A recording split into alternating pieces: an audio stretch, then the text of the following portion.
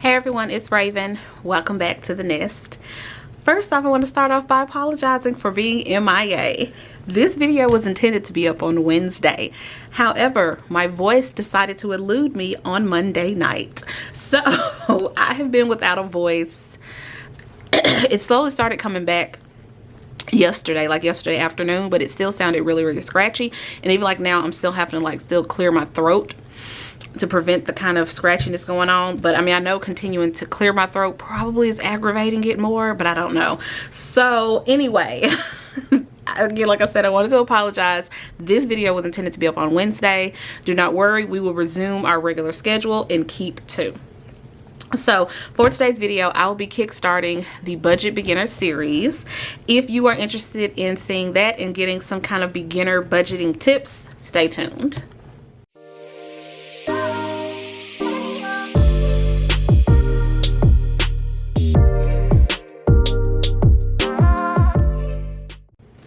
All right, first off, I want to go back into the giveaways that I mentioned during my July monthly budget video. So I'm doing 3 giveaways throughout the entire month. I'm going to go ahead and talk about the Erin Condren gift card giveaway. I will be announcing officially that giveaway during an Erin Condren Haul video that I'll be doing later in the month. I think I already have a date set for that, but don't quote me on the date. I honestly can't remember what the date was, but it will be up, and that is when I will be officially announcing that giveaway.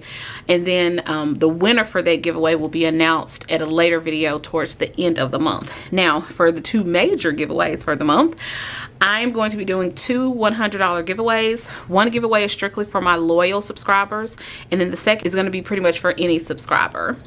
So let me go ahead and jump to the loyal subscriber giveaway. So the loyal subscriber giveaway essentially is what I said, just for loyal subscribers. So the $100 giveaway for loyal subscribers, I have pulled together a list of kind of my loyal subscribers, and I have entered all their names into a drawing. So how you qualified as a loyal subscriber, this is not something that you can kind of do now. It's kind of something that's been evolving over the time of really my channel. So I am going to list here on the screen. They're going to show up here, and I'm going to try to read them in order of how they're going to be listed on the screen. But as you know, I'm listing them in the screen in the editing process, so they may not be in the exact order that I say them. Coming in for loyal subscribers, I lost my train of thought for a second. So I'm gonna list them here out on the screen, but then I'm gonna read them out as well, seeing as how I won't be adding this in until the editing phase, so I may not read the names in order. There we go. Nicolette Graham, Debt Free Dad, Island Girl Forever, Better Late Than Broke, Ina Della Cruz, I hope I said your name right, Mommy Trader, and then Tara Canevera. I hope that's how you say your name. If it's not, definitely tell me down below in the comments if I'm botching your names. So, and those are my list of loyal subscribers, and how I kind of gauged that was basically your interaction and engagement on my channel. And of course, the length of time that you've kind of been a subscriber, all those kinds of things. I kind of put all that together, and that's how I came up with the list of people. So your names are being entered into the drawing for the $100. All right, so moving on to the next giveaway I'm doing for the month. It is tied to this budget beginner series that I'll be doing. There'll be a total of 4 videos throughout the entire month, where in each video you will see a secret word inserted somewhere in the video. I will not keep these videos long because that's really not the purpose. The purpose is just to jump in and give some beginner tips and jump right back out. So I think I mentioned before, the videos will probably be somewhere between 15 and 20 minutes. Honestly, they'll probably be somewhere between 8 and 12. Just ballpark, whatever. So but I definitely still want to give you good quality content, but I don't want to make these videos super long. But what you will do once you gather up all 4 secret words, because like I said, there will be 4 total videos this month for this budget series, and each video will contain a secret word where it will be somewhere in the video. So once you get all 4 words, and Nicolette, I did get your comment. If you do not have Instagram, because previously I said that you would get all 4 words together and you would DM them to me on Instagram in order to be entered into the drawing. But what you actually will do, what you can do as well, is you can email them to me. Now, do not email or DM individual words. Wait until you get all 4 words together, then email them or DM them to me, whichever one. My Instagram handle and my email address is linked down below in the comments. Well, not in the comments, but in the description box. In the description box, yes. All of that stuff is linked down below in the description box. So, like I said, once you get all 4 words together, DM me or send me an email, either one, because like I said, there'll be a total of 4 videos. Okay. So let's go ahead and get into these budget beginner tips. So first thing I wanted to go over, of course, is the reason for budgeting and why budgeting is important. That is a very, very subjective thing. Your reasons for budgeting may not be the same as for me. You have to kind of ask yourself, why do I feel I need to budget? I mean, I could give you numerous reasons why budgeting is important, because I just feel that people should know where their money is going. How can you kind of build wealth or have control over your finances if you don't know where your money is going? That's just kind of my philosophy behind it.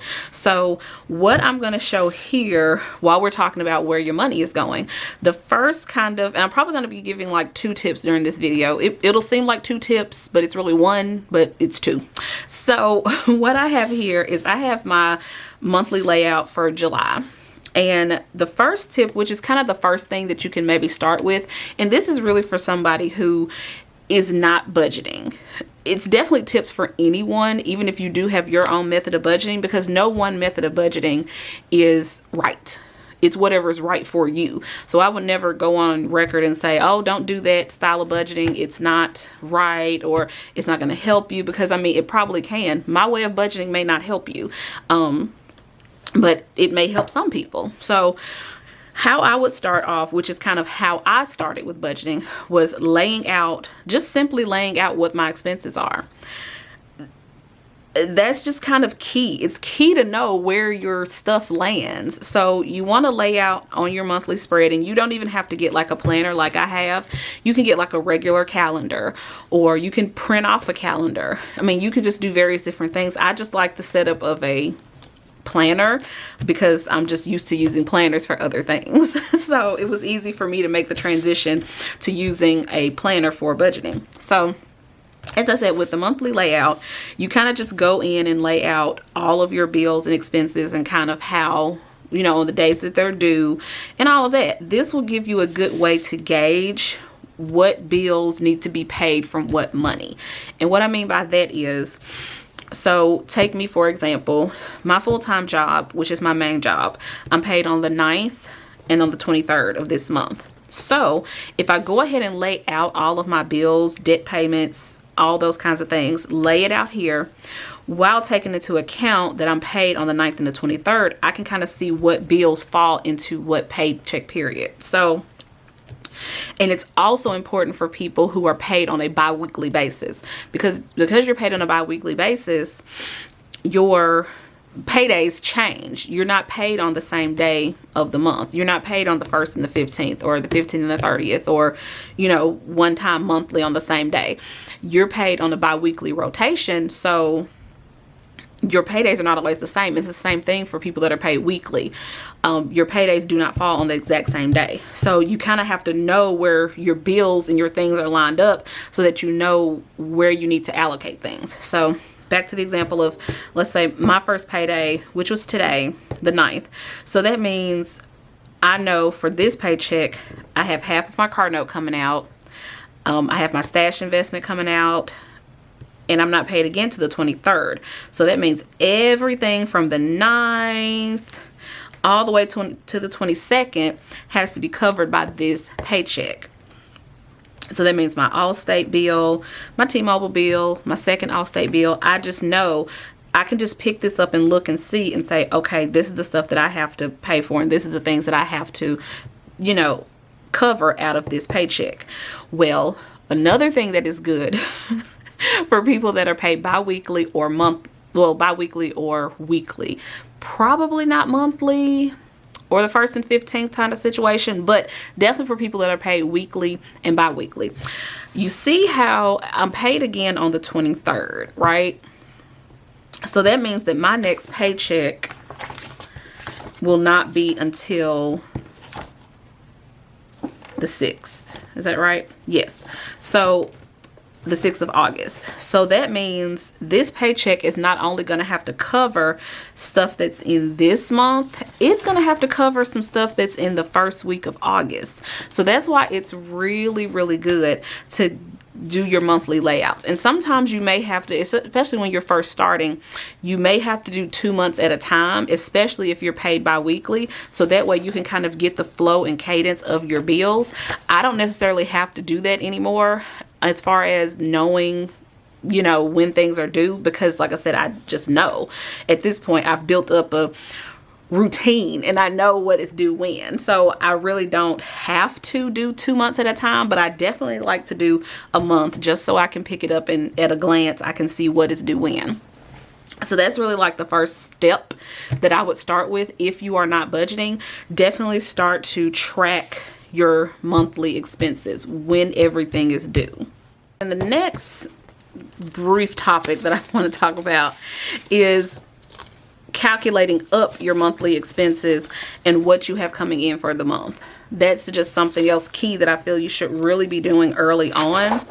So these budget sheets here, these are budget sheets that I created that are available in my Etsy shop. It's like a pack. There's multiple sheets included in it, but I'm not going to go through that because that's not what this video is for. But I want to highlight these 2 sheets mainly. This is a monthly income tracker sheet where you can list out all of the income that you're expecting for the month. And then it gives you a place down here to put like a total. So that way you can kind of know at a glance how much money you have coming in for the month. And then there's this monthly outgoing tracker sheet where you can list out everything that you have due for that month. You can put the amount as well as the due date. I just don't like doing it on here. I mean, you can do it on like your monthly spread. It just tends to get a bit messy for me. It just does. It just tends to get a bit messy for me. So it's just easier for me to list it out here because then it's easier for me to calculate it up. So once you get it all listed out here, you can list down at the bottom like your total amount. That way you can have a comparison between what you have going out and what you have coming in. Because that's how you can, that's a way for you to go in and maybe kind of make tweaks to your budget. Because if you don't know what's going out or what's coming in, how do you know if you're in budget or not? How do you know if you aren't going over your budget? You know what I'm saying? How do you know? So this is a good way for you to gauge, to kind of see what tweaks do I need to make to my budget? Do I need to try to increase my income? Do I need to decrease the amount I have outgoing? Because essentially that is something that I had to do very early on when I first started budgeting. And 9 times out of 10, that's usually what's happening with most people. I'm just going to say that. When you feel as if you're living paycheck to paycheck, once you sit down and tally up all of your outgoing expenses compared to what you're bringing in, I guarantee you that it's more than likely that you are over budget, that your outgoing expenses are basically taking over and above and beyond what you're bringing in. So you'll have to sit down and like really look at what your options are, which, like I said, your options would be to either increase your income, which sometimes that can't happen quickly. You know, you can try to make that happen quickly, but you know, it may not happen as quickly. Well, so on the other end, you have the option to decrease what you have outgoing. You can go through and start trimming things. And that's another reason why it's really good to have your income and your outgoing expenses listed out, because you can kind of look and see where you can make adjustments. So if you're looking here at your outgoing tracker, you can really sit here and look at it and say, okay, this is everything that I have going out. Because if you don't have it listed out, you could easily not know or even understand that you are living above your means. So with this monthly outgoing tracker, you could pick this up and look at it and say, okay, so I've now realized that my outgoing expenses are more than what I'm bringing in. So that means I need to trim some fat somewhere. So you can look at this and see, okay, what can I do away with and what do I need to keep? So for me, I would start looking at things like, and this is just an example, I would start looking at things like Trupanion, which is my pet insurance. I may even start looking at like the gym membership, Netflix, Hulu. I would start looking at those kinds of things and seeing like, okay, from those things, what can I cut? Okay, my T-Mobile bill is $175. How can I trim that back? Sometimes it may not necessarily be about eliminating something entirely, but maybe finding a cheaper alternative. I'm all for finding a cheaper alternative than completely eliminating something. Me, I am the off-brand queen. You understand? I love brands, I do, but if I feel it's just a little bit on the expensive side for me, I will definitely look for a good, cheap, off-brand alternative. So sometimes that is the key. Instead of just completely eliminating something, sometimes looking for a cheaper alternative. So just to kind of wrap everything up, my initial steps that I feel that people should take when it comes to learning about budgeting and getting into budgeting, you want to lay out what your bills are, because like I said, you can't start unless you know where your money's going. So listing out your bills, whether you get something like this, which is just a monthly layout, which I honestly would recommend this more because like I said, you're able to visually see what is coming out where and what needs to be allocated to what paycheck. But if you are not interested in this type of setup, then I would definitely recommend listing out your bills as far as on a monthly basis or on a paycheck per paycheck type basis.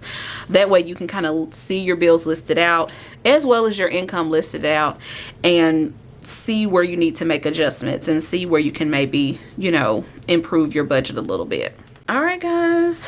So I hope that you saw that secret word. And I also hope that you enjoyed this video.